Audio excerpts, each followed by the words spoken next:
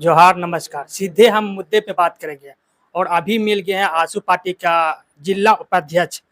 तो चलिए सबसे ज़्यादा रूबरू भी हम लोग से बात करते हैं और जानने का प्रयास करते हैं कि अभी गिरिडीह संसदीय क्षेत्र में क्या हलचल मच रहा है। तो चलिए सबसे पहले हम बात करते हैं। सबसे पहले जोहार दादा। जोहार। सबसे पहले अपना परिचय दीजिए। मैं अरविंद पांडे, जिला उपाध्यक्ष आजसू पार्टी बोकारो जिला। इस गिरिडीह संसद में सबसे ज़्यादा अभी माहौल किसका चल रहा है?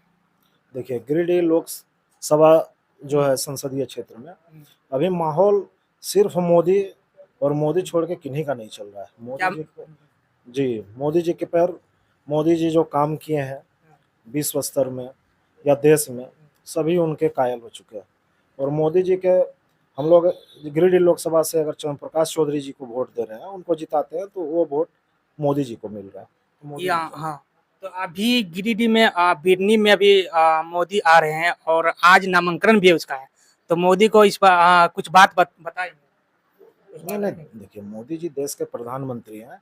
वो अभी एक समझ लीजिए, उनका इतना एज होने के बाद भी वो लगभग लगभग 20 घंटा काम कर रहे हैं। हम लोग सुबह न्यूज में देखें, वो सुबह पूजा पाठ करके गंगा में स्नान करके और अपना नामांकन करवा के अभी वो बनारस में है। सेकेंड हाफ में 1 बजे से कार्यक्रम उनका बिरनी में है। तो हम लोग सौभाग्यशाली हैं कि अभी हम लोग को मोदी जैसा प्रधानमंत्री मिला है। मोदी जी का काम बहुत ही सराहनीय है। तो क्या मान ले कि इस बार गिरिडीह क्षेत्र में क्या सबसे मोदी मय हो गया? बिल्कुल, आप समझ सकते हैं। और आप जो चुनाव का परिणाम हम लोग को 4 तारीख को आएगा, आप उसमें खुद देख लीजिएगा और आप भी घूम रहे हैं तो महसूस करते होंगे कि मोदी जी ये तीसरे बार प्रधानमंत्री बनने से उनको कोई नहीं रोक सकता है। प्रधानमंत्री बन रहे हैं और उनका ऐसा नहीं कि उनके काम को लोग देख के वो जो विश्व स्तर में जो काम किए या देश का जो मान बढ़ाए हैं भारत का, उससे कायल होकर लोग उनको वोट देने जा रहे हैं। जी। तो आप अपने अपने क्षेत्र में कितना मेहनत कर रहे हैं? क्षेत्र में मेहनत कार्यकर्ता है, बीजेपी से गठबंधन है, बीजेपी के लोग भी मेहनत कर रहे हैं। हम लोग आशू के हैं, आशू के लोग भी मेहनत कर रहे हैं, सभी जगह जा रहे हैं। जो सेंट्रल गवर्नमेंट ने योजना जो जो लोगों को मिला, बहुत लोग हैं कि जानकारी नहीं रहता है, उन लोगों को जानकारी हम लोग देते हैं। आज अगर गैस मिला है या फिर शौचालय मिला है या महिला दीदियों का अकाउंट में अगर कोई भी फंड जाता है, तो ये सारा योजना तो केंद्र सरकार का है। तो ये सब योजना किन्हीं को अगर जानकारी नहीं है, ऐसा जानकारी करीब करीब सभी को है। अगर किन्हीं को जानकारी नहीं है तो हम लोग जानकारी उन लोग को दे रहे हैं। मथुरा प्रसाद बोल रहे हैं कि इस बार गिरिडीह क्षेत्र में जो है चंद्र प्रकाश चौधरी के इस बार सफाया कर देंगे और हम अभी 4 लाख वोट से विजय प्राप्त करेंगे। देखिए, मथुरा प्रसाद महतो जी वो बोल रहे हैं, अगर ऐसा बोल रहे हैं कि हम सफाया कर देंगे, तो ये इनका नादानी है। मथुरा प्रसाद महतो जी झारखंड का बहुत ही अहित करने का काम किया। अगर आप गौर से देखिएगा तो जब ये भू राजस्व मंत्री थे झारखंड के, आज हम लोग का झारखंड में 50% से अधिक भूमि जो है गैरमजरूआ टाइप का है। मेरे पूर्वज या झारखंड में ऐसा कोई नहीं होगा व्यक्ति जिनके पास 50 डिसमिल 100 डिसमिल या 10 डिसमिल गैरमजरूआ जमीन नहीं होगा। आज आप बता दीजिए कि 2011 के बाद से गैरमजरूआ जमीन का रसीद कटना बंद हो गया। ये किसने किया?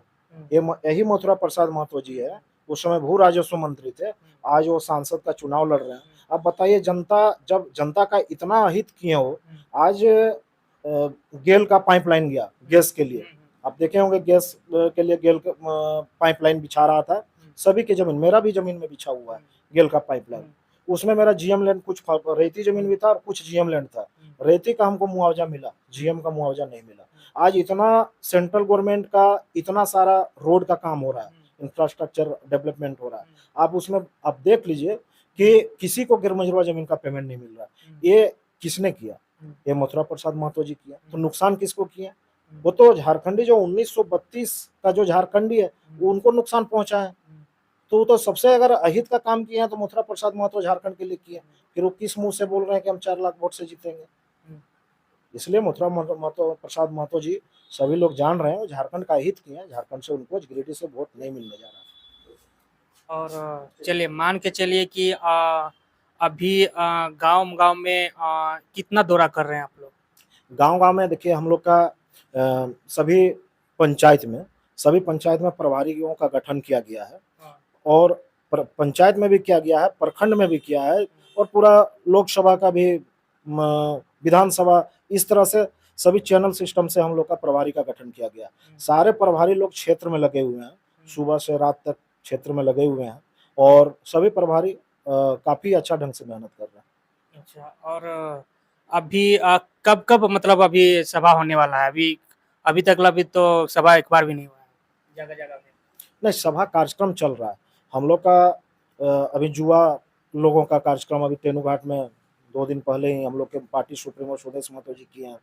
महिलाओं का भी सम्मेलन किए हैं। अभी चूल्हा प्रमुख हम लोग का जो बना है, वो चूल्हा प्रमुख का भी आने वाला कुछ दिनों में चूल्हा प्रमुख का भी 2-2 प्रखंड वाइज वो चूल्हा प्रमुख का भी सम्मेलन किया जाएगा। प्लस क्या है कि एनडीए के जो स्टार प्रचारक हैं, आज मोदी जी आ रहे हैं आपका बिरनी ब्लॉक में, तो वहाँ पे कोडरमा और गिरिडीह ये दोनों मतलब दोनों लोकसभा के जो पार्टी के नेता हैं, कार्यकर्ता हैं, मोदी जी का भाषण सुनने के लिए जा रहे हैं और ये दोनों लोकसभा का ही कार्यक्रम हो रहा है। अमित शाह जी का कार्यक्रम आपको 18 तारीख को बोकारो में है। वो भी आप समझिए बोकारो आपका धनबाद लोकसभा और गिरिडीह लोकसभा, ये दोनों कार्यकर्ता लोग जाएंगे, दोनों का कार्यक्रम। जयराम महतो बोल रहे हैं कि चंद्र प्रकाश चौधरी को देख रहे हैं, क्या मोदी का चेहरा देखकर आप जनता वोट दे रही है? देखिए, मोदी जी का चेहरा तो लोग देख रहे हैं और चंद्र प्रकाश चौधरी जी ने जो विकास का काम किया 5 साल, उनको भी देख रहा है लोग।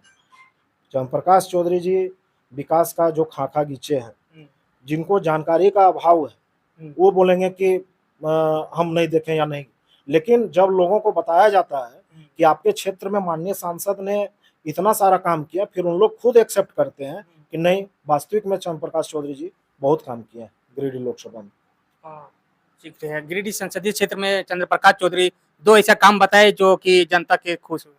देखिए, चंद्र प्रकाश चौधरी जी, आप गिरिडीह लोकसभा में देखा जाए तो अमृत भारत स्टेशन जो है, वो 7 अमृत भारत स्टेशन गिरिडीह लोकसभा में आया, जो एक ऐतिहासिक काम हुआ है। कारण क्या है कि एक लोकसभा में कोई ऐसा लोकसभा नहीं है जो जिसमें 7 स्टेशन में अमृत भारत योजना का काम चल रहा है। आपका चंद्र प्रकाश चौधरी जी माननीय सांसद ने बहुत सारे ऐसे जैसे सेंट्रल स्कूल का अभी डुमरी में आपका खुलने जा रहा है। आपका 800 मेगावाट का यूनिट चंद्रपुरा में बहुत जल्द लगने वाला है, जिसका शिलान्यास होगा। आप लोग पिछले दिनों अखबार में भी देखे होंगे, सोलर फ्लोटिंग सिस्टम के लिए भी सर्वे किया गया। तो सोलर फ्लोटिंग सिस्टम चंद्रपुरा में लगेगा, एफजीडी प्लांट लगेगा, थर्मल प्लांट लगेगा, तो रोजगार तो मिलेगा ही, यहाँ रोजगार मिलेगा ही। अगर आप आज देखे होंगे 2 दिन पहले कि खालसा होटल 40 साल से जो व्यापारी थे, वो खालसा होटल गोविंदपुर रोड में चलवा रहे थे, आज उनको रंगदारी से तंग आकर वो खालसा होटल बेच के उनको वापस पंजाब जाना पड़ा। पंजाब से आए थे, वापस पंजाब जा रहे हैं। कारण क्या हुआ इसमें? आप दोष किसको दीजिएगा? दोष उद्योग सेंट्रल गवर्नमेंट का ये योजना है और उन लोग ये चाह रहे हैं कि राज्य में उद्योग आए ताकि यहाँ के लोगों को पलायन नहीं करना पड़े।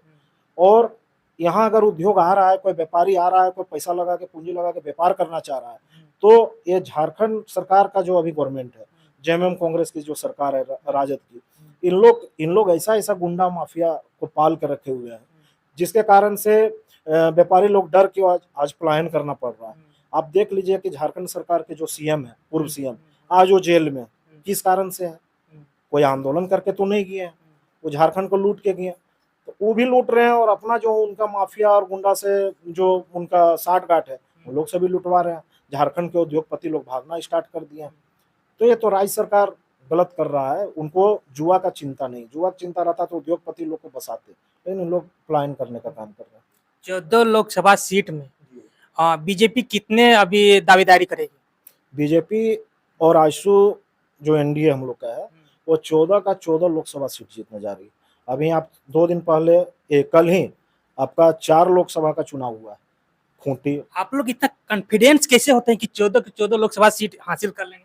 विकास का काम से, जो मोदी जी काम किए हैं उनके काम से हम लोग, और हम लोग नहीं, आप बाजार चले जाइए, एक सब्जी बेचने वाली महिला जो बस्ती से आती है, माथा में टोकरी लाद के, आप उनसे जाके पूछिए। हम लोग तो मान लीजिए पार्टी के समर्थक है, कैडर है, हम लोग बोल रहे हैं, लेकिन आप एक पान दुकान में जाके पान दुकानदार को पूछिए, आप एक सब्जी जो महिला बेचने आती है, आप उनसे जाके पूछिए।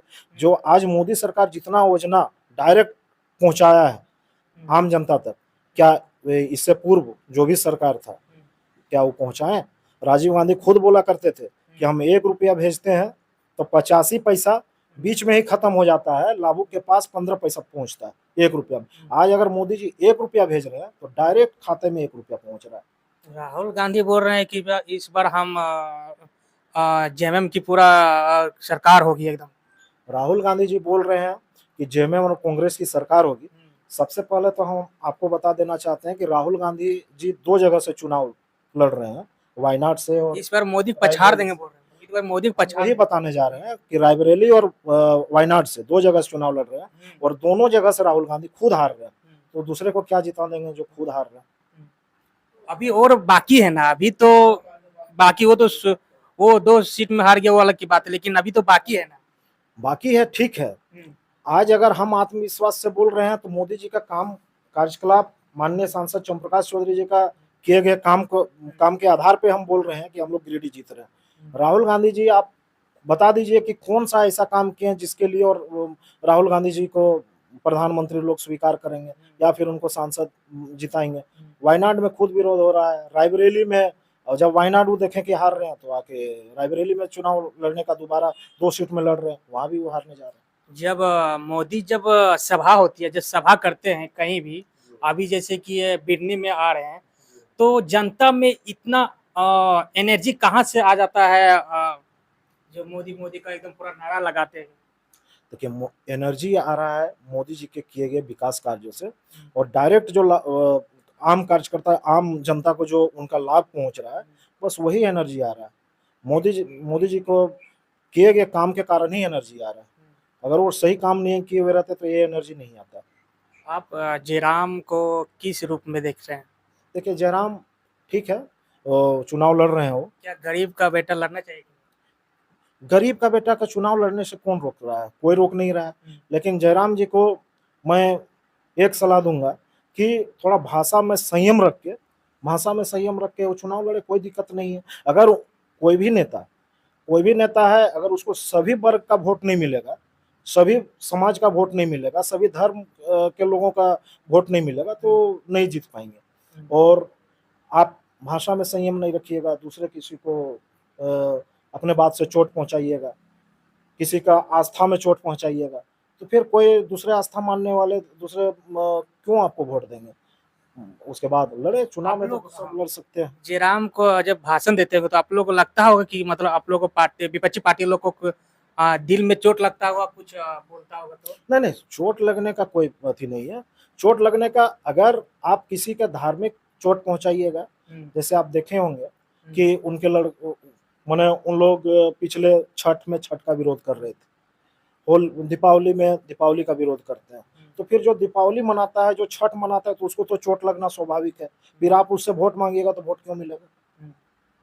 तो इसलिए चोट नहीं पहुंचाना चाहिए। कि कोई भी किसी धर्म को मानता है, माने किसी आस्था से वो जुड़ा हुआ है, उसको नुकसान नहीं पहुंचाना चाहिए। जैसे कि अभी तीनों कुर्मी है ना, चंद्र प्रकाश चौधरी, जयराम मातो, मथुरा प्रसाद, तो ये जो कुर्मी का जो वोट तो तीनों में बढ़ जाएगा फिर।